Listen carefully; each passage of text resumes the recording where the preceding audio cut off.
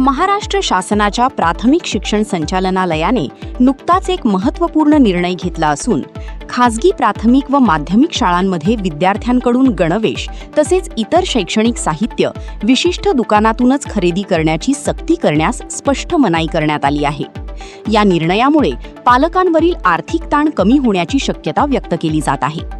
शासनाच्या आदेशानुसार कोणतीही शाळा विद्यार्थ्यांना किंवा त्यांच्या पालकांना ठराविक विक्रेत्याकडूनच गणवेश, वह्या, पुस्तके किंवा अन्य साहित्य खरेदी करण्यास भाग पाडू शकत नाही।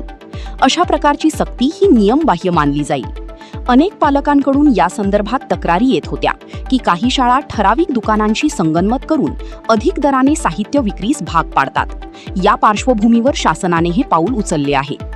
परिपत्रकात स्पष्ट करण्यात आले आहे की राज्य मंडळ, सीबीएसई किंवा आयसीएसई अशा कोणत्याही शिक्षण मंडळाशी संलग्न असलेल्या शाळांनी फक्त संबंधित मंडळाने मान्यताप्राप्त पाठ्यपुस्तकेच वापरावीत।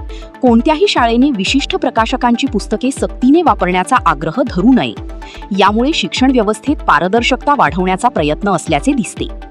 याशिवाय जर कोणत्याही शाळेविरुद्ध अशा सक्तीबाबत तक्रार प्राप्त झाली तर शिक्षणाधिकारी किंवा प्रशासन अधिकाऱ्यांनी तत्काळ चौकशी करून संबंधित शाळेवर योग्य ती कारवाई करावी असेही निर्देश देण्यात आले आहेत। शासनाचा हा निर्णय विद्यार्थ्यांच्या हितासाठी आणि पालकांच्या आर्थिक संरक्षणासाठी अत्यंत महत्त्वाचा मानला जात आहे।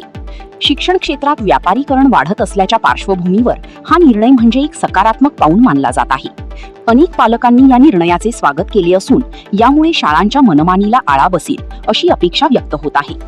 एकूणच शासनाने घेतलेला हा निर्णय शिक्षण व्यवस्थेत पारदर्शकता, समानता आणि न्याय राखण्यासाठी महत्त्वाचा ठरणार आहे।